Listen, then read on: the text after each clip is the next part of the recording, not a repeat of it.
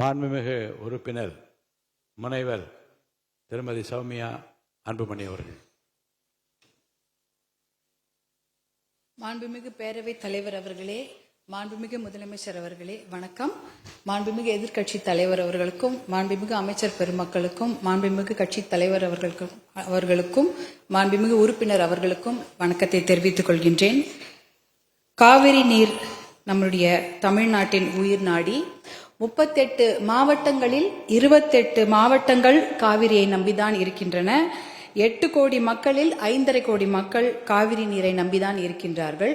காவிரி நீர் பார்த்தீங்கன்னா குடகு மலை, அதாவது கூர்குல கர்நாடகாவில் ஆரம்பித்து மேற்கு தொடர்ச்சி மலை வழியாக தர்மபுரி மாவட்டத்தில் தான் தமிழ்நாடுக்கு முதல்ல வருகிறது. தர்மபுரி மாவட்டம் பிலிகுண்டுல தான் அது உள்ள தமிழ்நாட்டுக்குள்ளே நுழைகின்றது.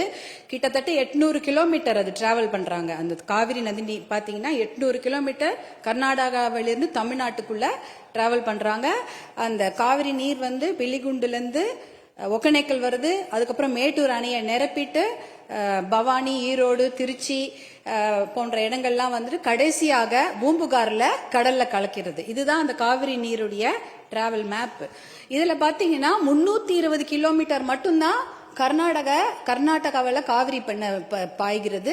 பார்டர், அதாவது அந்த பார்டர்ல வந்து 60 கிலோமீட்டரும் தமிழ்நாட்டுக்குள்ள 420 கிலோமீட்டர் காவிரி நதி நீர் ஓடுகிறது. அப்படி என்றால் நமக்கு தான் அதிகமான உரிமை. 420 கிலோமீட்டர் தமிழ்நாட்டில் ஓடுது, நம்மளுடைய மாநில எல்லையில 60 கிலோமீட்டர் ஓடுகிறது. அப்படி என்றால் கிட்டத்தட்ட 740 டிஎம்சி தண்ணீர், காவிரி நீர் இருக்கிறது என்றால் அதற்கு அதிகமான உரிமை நமக்கு தான் இருக்கிறது. கிட்டத்தட்ட 400 டிஎம்சி தண்ணீர் வந்து தமிழ்நாட்டுக்கு உரிமையான தண்ணீர், நமக்கு பாதிக்கப்பட்ட தண்ணீர். ஆனா நாளடைவில் அதை குறைஞ்சி 205 டிஎம்சியா குறைச்சிட்டாங்க. 192 டிஎம்சி அதை குறைச்சிட்டு இன்றைக்கு 177 டிஎம்சி தண்ணீர் தான் தமிழ்நாட்டுக்கு என்ஷூர் பண்ணியிருக்கிறாங்க. அதாவது அந்த காவிரி நடுவர் மன்ற தீர்ப்புல பாத்தீங்கன்னா Karnataka has to ensure to give Tamil Nadu 177.25 TMC தண்ணீர்னு அங்க வாக்கியங்கள் வருது.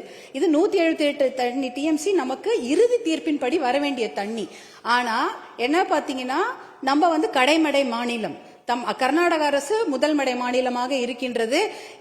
சுப்ரீம் கோர்ட், உச்சநீதிமன்ற தீர்ப்பின்படி கடைமடை மாநிலத்தின் அனுமதி இல்லாமல் எந்த ஒரு கட்டுமான பணியும் எந்த ஆற்றுப்படுகையிலும் கட்டக்கூடாது. குறிப்பாக காவிரி நதி நீர் மேல கட்டக்கூடாது. ஆனா 4 டேம் இருக்கு. 1931 கிருஷ்ணராஜசாகர் டேம் இருக்கு.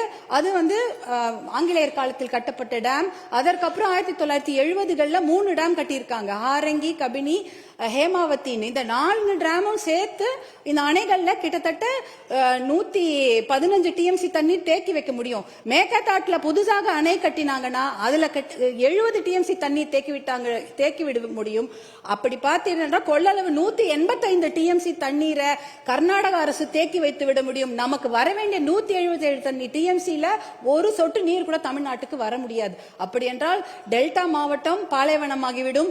குடிநீருக்கு மிகப்பெரிய பிரச்சனை ஏற்பட்டுவிடும். ஏன்னா 5.5 கோடி மக்கள் அந்த காவிரி தண்ணியை தான் நம்பி இருக்கிறாங்க. இதனால மிகப்பெரிய பிரச்சனை ஏற்பட்டுவிடும். அதுல பாத்தீங்கன்னா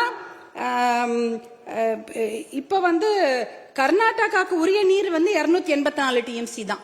நமக்கு இருக்கிறது வந்து 404 டிஎம்சில இருந்து குறைஞ்சு 177 டிஎம்சி ஆக்கிட்டாங்க. அதனால இதை வந்து நம்ம ஒரு மிகப்பெரிய பிரச்சனையாக எடுத்துக்கொள்ள வேண்டும். மாண்புமிகு முதலமைச்சர் அவர்கள் கொண்டு வந்த அந்த தீர்மானத்தை, காவிரி நீர் படுகையில எந்த ஒரு கட்டுமான பணியோ அணைக்கட்டோ கட்டக்கூடாது என்ற தீர்மானத்தை பாட்டாளி மக்கள் கட்சி முழுமனதாக வரவேற்கிறது.